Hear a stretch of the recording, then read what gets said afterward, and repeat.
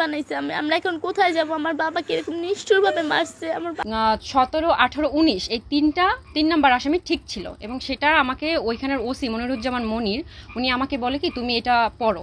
সহজ সরল পেয়ে সোহাগের পরিবারকে বোকা বানিয়ে সোহাগের মূল আসামিরা ধরাছোঁয়ার বাইরে যাওয়ার আগেই ঢাল হয়ে দাঁড়ালো এই মেয়েটি।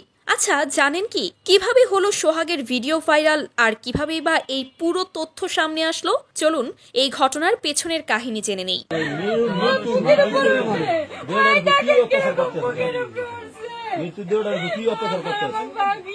এই যে আপনি ভিডিওতে যে কাঁদতে থাকা মেয়েটিকে দেখছেন, সে কিন্তু সোহাগ ওরফে চাঁদ মিয়ার নিজের মেয়ে নয়, সে তার ভাগ্নি হয়। তবে আজ সেই সোহাগের মৃত্যুর ন্যায় বিচারের জন্য লড়াইয়ের মুখ হয়ে দাঁড়িয়ে আছে।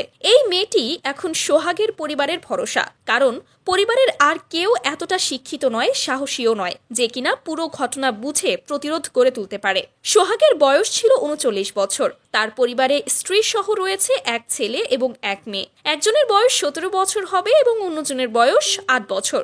যেহেতু তারা দুজনেই এখন অনেক বেশি ছোট, তাই তার বাবার চলে যাওয়ার পর তার বাবার সাথে কি ঘটছে এবং তার বাবার অপরাধীরা কিভাবে পার পেয়ে যাচ্ছিল তারা কেউ বুঝেই উঠতে পারেনি। কিন্তু এই রহস্য ধরে ফেলে এই মেয়েটি, যে কিনা সোহাগের ভাগ্নি হয়। সোহাগের চলে যাওয়ার পর ইতোমধ্যে 4 জনকে আইনের হেফাজতে নেওয়া হয়েছে, কিন্তু কোনো এক অদৃশ্য শক্তির দ্বারা মূল অপরাধীদের ধরাছোঁয়ার বাইরে রাখার চেষ্টা করা হচ্ছিল।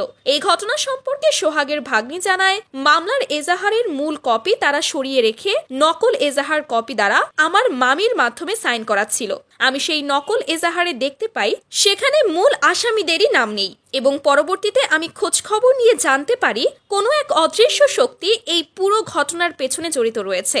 তবে আমি এর শেষ দেখেই ছাড়বো। আমি আমার মামার সাথে যারা অন্যায় কাজ করেছে তাদের কাউকে ছাড় দেব না, প্রত্যেকের শেষ দেখে ছাড়বো আমি। তো ভিউয়ার্স, একটা মানুষের সাথে এই রকম নির্মম ঘটনা ঘটার পরেও যে এই দেশে এখনো দোষীরা পার পেয়ে যেতে পারে, এটা কি আপনি কল্পনাতেও ভেবেছিলেন? যাই হোক, বিষয়গুলো নিয়ে আপনাদের কোনো মন্তব্য থাকলে কমেন্ট করে জানাতে ভুলবেন না।